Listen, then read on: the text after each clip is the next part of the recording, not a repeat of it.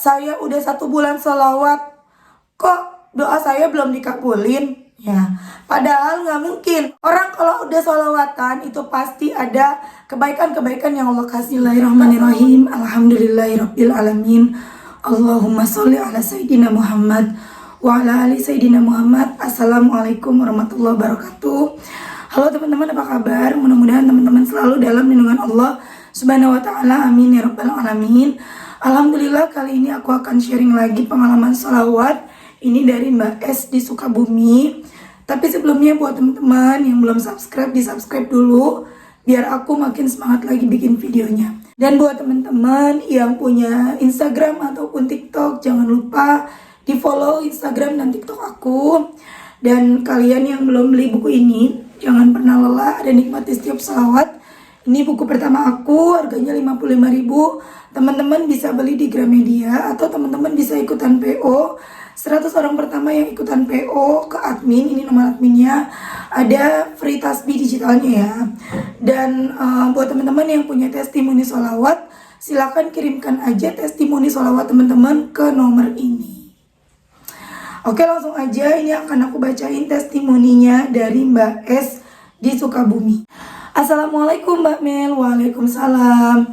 Perkenalkan, saya sebut saja Mbak S dari Sukabumi. Saya mau testimoni Mbak Mel, meskipun amalan sholawat saya masih dalam hitungan hari. Mbak Mel, awal saya lihat postingan Mbak Mel di YouTube dengan ketidaksengajaan pada malam itu. Dalam hati saya berkata, apa benar omongan ini orang? Dari tampilannya aja bukan seorang ustazah. Jadi gini, aku bukan ustazah ya teman-teman ya. Aku gak mau disebut ustazah karena memang bukan ustazah. Aku lebih senang kalau teman-teman itu menganggap aku sebagai motivator. Motivator ya orang yang memberikan motivasi lah, mengajak teman-teman untuk semangat gitu ya, ngejalanin hidup. Kita punya Allah pakai salawat. Tapi kalau untuk sebutan ustazah rasanya malu ya, karena memang bukan ustazah juga. Lanjut teman-teman, akan aku bacain lagi. Maaf ya Kamel, iya dimaafkan. Setelah saya tonton videonya, kok saya jadi penasaran dan terenyuh hati saya untuk mengikuti saran Mbak Mel. Jujur saat ini saya masih banyak punya utang riba dan kehidupan keuangan masih terseok-seok. Setelah saya tonton, saat itu juga saya amalin sholawat Jibril dan Masya Allah, di hari pertama saya amalin sholawat, keajaiban itu pun sudah mulai terlihat. Ternyata Allah tidak mengabulkan doa sesuai dengan keinginan kita, tapi Allah memberi pertolongan sesuai dengan apa yang kita butuhkan. Di hari itu saya selalu berdoa dibukakan pintu rizki untuk membayar utang riba saya, tapi Allah memberikan pertolongan lewat bantuan dari pemerintah dengan diadakannya program pembuangan sepiteng, pembuangan air. Sedangkan saat itu pembuangan air di rumah saya sudah rusak. Boro-boro untuk benerinnya, untuk makan sehari-hari aja pas-pasan. Padahal saya sama sekali tidak pernah berdoa untuk benerin sepiteng itu. Baru hari pertama pertolongan Allah datang. Di hari kedua keajaiban datang lagi. Di hari itu saya lihat orang di TV makan bakso. Dalam hati ingat omongan Mbak Mel, kalau ingin sesuatu sholawatin aja. Padahal itu hal sepele, tapi masih penasaran sama omongan Mbak Mel. Aku sholawatin aja, pas sorenya uang di saku udah habis. Kebingungan kan, gak ada uang buat jajan anak besok. Ada inisiatif lah minjem ke tetangga yang dasarnya tanpa riba. Aku WA tuh sore sebelum maghrib, dia gak balas. Pas sholat maghrib aku terus ganti-ganti berdoa. Ya Allah, sesungguhnya lebih baik aku minta dapat uang kiriman dari suami yang tanpa harus dibayar. Kalau minjem ke tetangga kan harus dibayar. Masya Allah, habis sholat tetangga aku datang dengan membawa uang yang akan aku pinjam. Tapi Masya Allahnya dia bilang ngasih tanpa harus dibayar, karena dia udah niat mau ngasih. Masya Allah banget. Sungguh Allah Maha Pemurah, tetanggaku ngasih uang tanpa harus membayar, dan keinginan membeli bakso dibayar lebih dari itu. Di hari ketiga ada lagi keajaiban Kak Mel. Siang itu saya berniat ingin makan. Pas saya buka lauk di dapur tidak ada, saya urungkan niat untuk makan.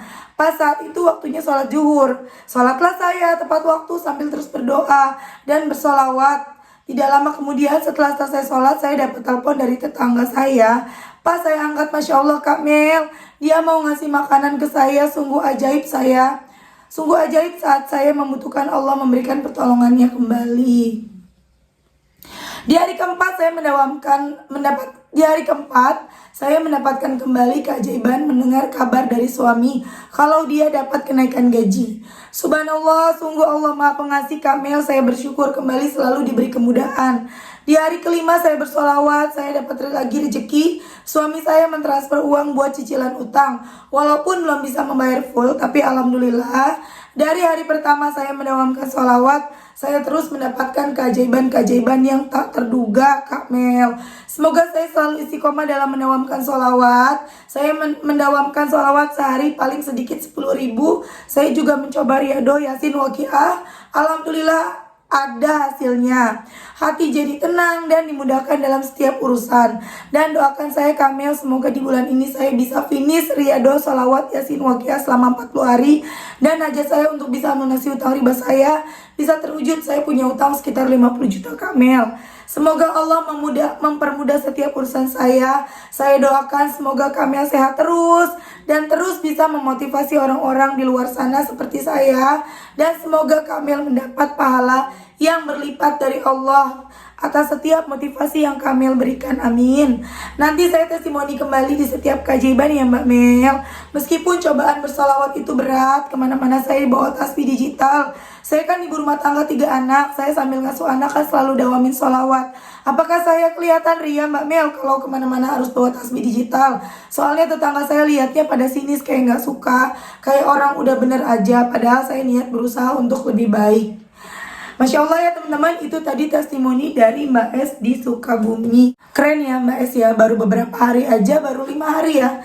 Hari pertama udah dikabulkan, dapat pertolongan dari Allah melalui pemerintah yang ngebenerin septic tanknya secara gratis. Itu penting loh, walaupun gak masuk dalam doa ya, tapi kan penting juga ya kalau misalnya septic tank kita rusak ya nggak. Kemudian yang kedua, apa tadi tuh dapat mau minjam ternyata dikasih sama tetangganya, bisa lebih dari untuk membeli bakso dan seterusnya ya. Ada banyak ya testimoninya, Masya Allah. Mbak S ini termasuk yang orang yang bersyukur karena ketika Mbak S memang mintanya sama Allah kan utangnya yang 50 juta lunas, tapi sama Allah belum dilunasin kan. Nah ketika Mbak S dikasih pertolongan berupa tiba-tiba septic tanknya dibenerin sama pemerintah, dikasih tetangga, itu yang kecil-kecil itu disyukuri. Insya Allah dengan mensyukuri yang kecil-kecil itu, Allah akan memberikan yang besar. Karena setiap kita bersyukur, nikmat kita bertambah. Itu janjinya Allah. Kalau kita bersyukur, nikmat kita bertambah. Ya karena kan banyak juga yang mengeluh ya, Mbak saya udah 1 bulan sholawat, kok doa saya belum dikabulin? Ya, padahal nggak mungkin. Orang kalau udah sholawatan, ya makanya aku nggak pernah percaya. Orang kalau udah sholawatan itu pasti ada kebaikan-kebaikan yang Allah kasih. Nggak sholawat aja Allah ngasih kebaikan loh. Contoh, kita masih hidup, kita masih sehat. Itu yang mesti kita syukuri banget. Itu yang paling harus kita syukurin. Percuma utang lunas kalau kitanya meninggal dunia. Percuma utang lunas kalau kitanya sakit. Utang lunas 50 juta, kitanya terbaring sakit, nggak bisa kemana-mana, nggak bisa makan enak, ya nggak? Tuh, makanya kita mesti benar-benar bersyukur teman-teman. Syukuri dulu yang kecil-kecil ya. Dan Mbak S ini baca sholawatnya 10.000, Masya Allah banget. Dengan sholawat itulah Mbak S bisa terus memiliki hati yang lapang, yang dikasih apapun sama Allah, bersyukur.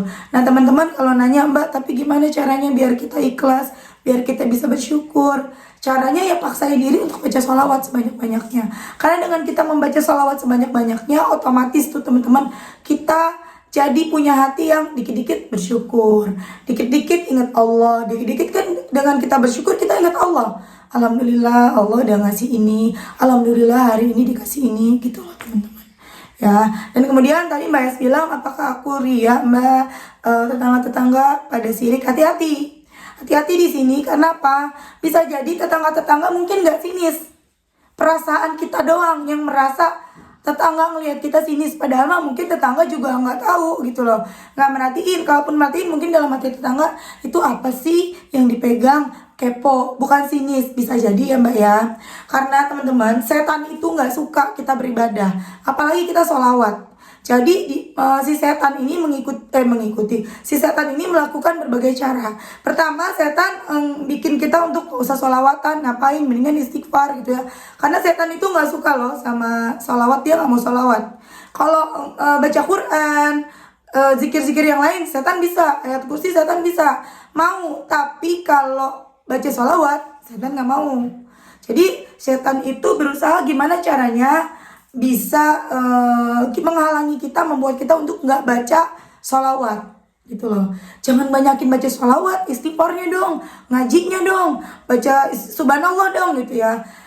Ngaji bagus, istighfar bagus, tapi jangan sampai ninggalin sholawat, itu aja ya teman-teman. Kemudian setan nggak berhasil nih nyuruh kita untuk nggak sholawatan, misalnya nyuruh Mbak Es untuk nggak sholawatan, nggak bisa. Mbak Es tetap baca sholawat bahkan sampai 10.000 kali. Akhirnya setan bikin ngacoin pikirannya Mbak Es. Tuh lihat, kamu bawa tasbih kemana-mana tuh, mereka sinis tuh. Kamu tuh dikira kayak orang udah bener, kayak orang alim aja. Mendingan gak usah dipakai tasbihnya, pakai tasbihnya di rumah aja. Baca sholawat mah mendingan dalam hati aja. Orang lain gak perlu tahu, daripada nanti ria pahalanya berkurang. Ya gitu ya teman-teman, tenang aja. Hanya satu amalan yang walaupun kita ngejalaninnya pakai hati yang ria ya, itu tetap dapat pahala dari Allah, yaitu sholawat. Allah baik banget ya, mengadakan yang namanya sholawat yang membuat kita menjadi manusia lebih baik, mempermudah kita, membantu kita untuk bisa menghapus dosa-dosa, menyelesaikan masalah semuanya. Jadi buat teman-teman yang sekarang merasa takut dibilang sombong, takut dibilang ria, takut dibilang soalim, udah biarin aja, diemin aja. Bisa jadi yang pertama itu bukan pikiran orang terhadap kita, tapi itu setan yang mengacaukan pikiran kita. Yang kedua, tenang aja, kita walaupun ria nih teman-teman, tetap dapat satu sholawat yang kita baca, walaupun pendek, shollallahu ala Muhammad, langsung tuh dapat 10 rahmat dari Allah, langsung terhapus 10 dosa kita. Makin banyak kita baca, makin banyak dosa kita terhapus. Insya Allah kita jadi orang lebih baik lagi, cahaya Allah lebih masuk ke kita. Apapun yang Allah kasih ke kita, kita jadi bersyukur, kita jadi semangat beribadah. Setan makin sebel sama kita. Tuh, terus aja ngegodain kita. Udah nggak usah baca sholawat pakai tasbih kemana-mana. Sementara ya teman-teman, para pejuang sholawat pasti tahu kalau kita nggak megang ini nih, otomatis ya, kecuali yang imannya udah tinggi ya. Karena aku sendiri harus pakai ini. Karena kalau nggak pakai ini, kadang kita lupa. Sibuk sama kerjaan, sibuk sama anak, sibuk sama suami, akhirnya lupa, belum baca sholawat. Akhirnya bacanya bingung, baru sedikit semampunya gitu ya. Tapi kalau kita pakai ini, kita bikin target untuk diri kita sendiri, nggak ada yang nyuruh ya. Ini cuma buat nyemangatin diri kita sendiri. Kita pakai tasbih, aku mau target sehari 1000. Jadi setiap lihat tasbih bawaannya pengen mencet. Udah mencet bawaannya pengen sallallahu ala Muhammad, sallallahu ala Muhammad, sallallahu ala Muhammad. Tahu-tahu udah 1000. Khususnya buat yang pada sibuk, ibu rumah tangga yang pada sibuk, atau yang pada di kantor kerja, pada kerja lapangan sibuk nih ya. Gak bisa kita duduk di atas sejadah, setan kan bisikin kita. Udah baca sholawat tuh yang bagus, yang sempurna, duduk di atas sejadah. Yang ada kita, oh iya ya benar juga ya. Akhirnya duduk di atas sejadah, kita dibikin ngantuk. Tuh, pertama sama Allah sama si setan kita nggak dibikin ngantuk nih. Kita akhirnya bisa baca 10.000 salawat. Akhirnya besok kita bikin ngantuk. Terus setan bisikin, udah gak apa-apa, kemarin kan udah 10.000, sekarang mah 100 juga gak apa-apa. Tuh, hati-hati ya teman-teman. Jadi biarin aja, pakai tasbih yang pada punya tasbih. Baca terus salawatnya dimanapun, kapanpun. Gak kerasa.